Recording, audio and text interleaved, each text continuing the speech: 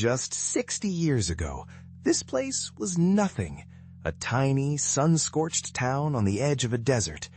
There were no skyscrapers, no highways. Most people here were poor fishermen and pearl divers, living in simple mud houses with no electricity and no running water. If you had told anyone back then what this desert would become, they would have laughed in your face. Because today, Dubai is one of the most jaw-dropping cities on the entire planet, home to the tallest building on Earth, man-made islands shaped like palm trees, indoor ski slopes in the middle of the desert. It is a glittering playground for the super rich. So the question everyone asks is simple. How did an empty desert turn into all of this? Now, most people will give you a one-word answer. Oil. And yes, in 1966, Dubai struck oil and the money started flowing. But here is the twist that almost nobody knows. Compared to its neighbors, Dubai barely had any oil at all. Its rulers knew a terrifying secret. The oil would run out, and fast.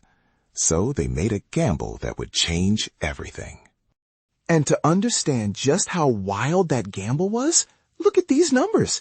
Back in the early 1970s, Dubai's economy was tiny, and almost half of it came from oil.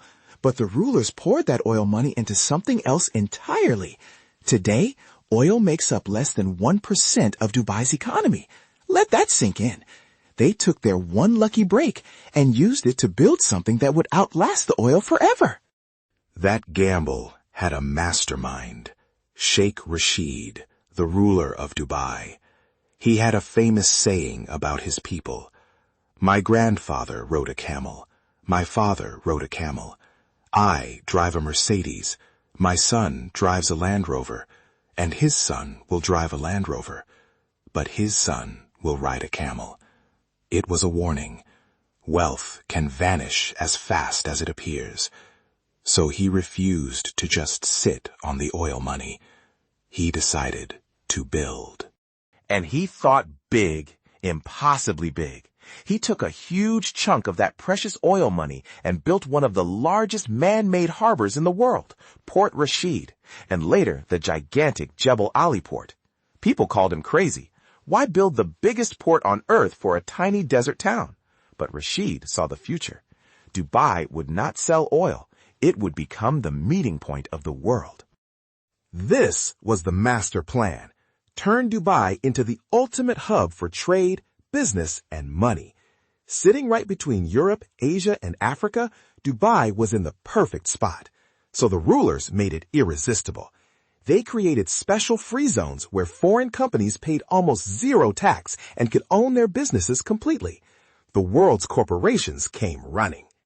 And it worked beyond anyone's wildest dreams. Dubai built one of the busiest airports on the planet and its own world-famous airline, Emirates, connecting it to every corner of the globe. Suddenly, this little desert town became the place where East met West, a global crossroads for trade, banking, and business. The money was no longer coming from the ground.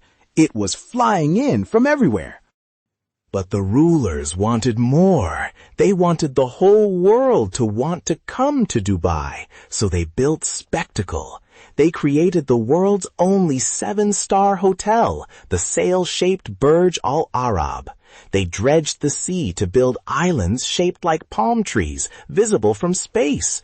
They built the tallest tower ever made, the Burj Khalifa, scraping the clouds at over 800 meters. Every project screamed one message to the world. Come to Dubai. Come and see the impossible. And the tourists came by the tens of millions. Shopping festivals, luxury resorts, golden beaches, and year-round sunshine turned a barren desert into one of the most visited cities on earth.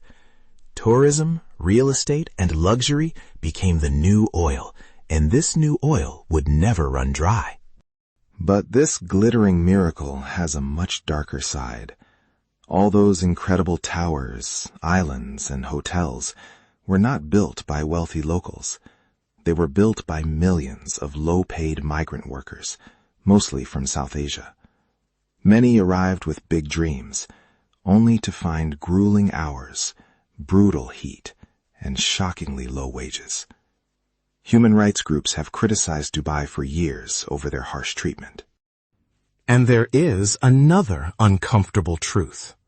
Dubai is a city of dazzling extremes. A tiny minority of citizens and wealthy expats enjoy unbelievable luxury, supercars, private islands, and gold vending machines. But the workers who actually built this dream often live packed into crowded labor camps on the city's edge, earning just a few $100s a month. It is a paradise, but not for everyone.